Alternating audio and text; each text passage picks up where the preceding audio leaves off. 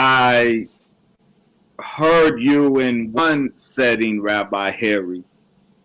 I forget which one. You mentioned your intentions to defend the God of Israel. And that's a very noble and indeed appropriate endeavor. I do admit that when I heard you say that, when I heard the God of Israel, my mind went to Psalm 62, where it said, one thing did God say, two things did I hear. And my mind went to the rabbinic discourse on that passage in which the rabbis elaborated that suggests that in scripture, everything that's written is multivalent, has various meanings, even conflicting meanings. When I heard you speak of the God of Israel in the singular, my mind went to two gods as the God of Israel. My mind went to, obviously, Yahoo or Jehovah or Yahweh, the God who led Israel or the children of Israel out from Egypt and liberated them from their 400-year oppressor. But that we understand was prophecy at the time the Bible was written. That had not happened yet. So in as much as the enslavement was prophetic, the God of Israel that led the children of Israel out of Egypt was prophetic. My mind also went to an historic God found in the Bible as the God of Israel. The God of the ancient Jewish people, not Yahoo or Yahweh, but he's found in the Bible as Yaku. And so when you mention the God of Israel and your defense of the God of Israel, I thought of those two gods, and I was wondering which God of Israel were you interested in defending? I would be happy to hear your thoughts on the question. Okay, sure. Thanks so much. Firstly, it seems like you're telling me that you're like redefining kind of what I'm saying to say that really there are two gods, so I must be talking about one of the two ones. So let me just try to get very clear. What is this other God you're talking about? You were mentioning Yakub as another God that I may potentially be talking about? I'm trying to understand about the second God you're suggesting is in the text right now. That's where I'm at. Oh, I absolutely am stating, because it's a matter of record, that the God of ancient Jews, as well as I'm sure you are no doubt aware as a rabbi, God of certain rabbinic traditions, acknowledges the God of ancient Jews as Yaku.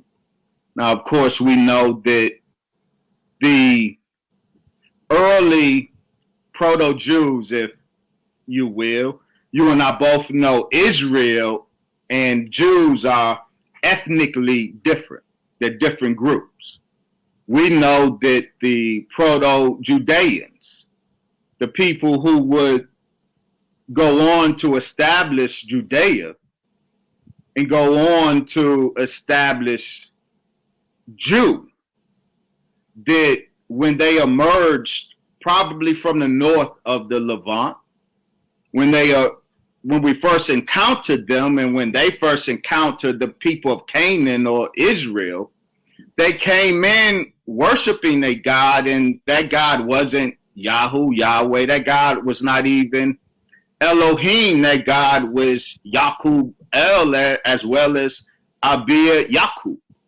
And we know that some of those Proto-Judeans would spread into Egypt and spread into Mesopotamia, and they left not only place names in honor of Yaqub el, God Yaqub, but also left scarabs in honor of Yaqub el, God Yaqub. We also know that in rabbinic tradition, both midrashic tradition as well as Hekhalot tradition, Merkavah tradition, in these various rabbinic literatures and intellectual projects, there is absolutely the acknowledgement of Yaqub. Now, of course, it's written in English as Jacob, but none of them spoke English.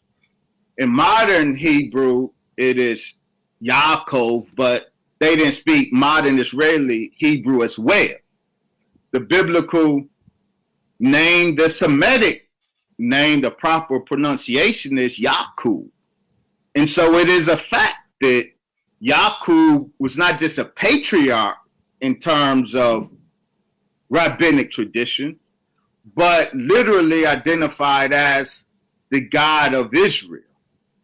And so from the first appearance of Proto-Judeans in the 18th century BCE to the late antique rabbinic period, there is the acknowledgement of Yaqub, God Yaqub. And that's important. I wanted to. Okay, I mean, listen, there's a lot to unfold with what you just said, but I think we have two totally different viewpoints of what the Jewish people or the Torah is actually about. It seems to me you're talking about a third religion that I'm not familiar with. I've read, the Torah from start to end multiple times, and we don't, obviously we translate it not even into English, we translate it into Aramaic just to really get an understanding of the text. I've read very thoroughly the text that you referenced, but I don't think there's one place that would hint or even suggest that Yaakov, which is the son of Isaac, the son of Abraham, has anything to do with being a god. All throughout the Bible is just filled with saying there's one God, only one God. It's all over the thing.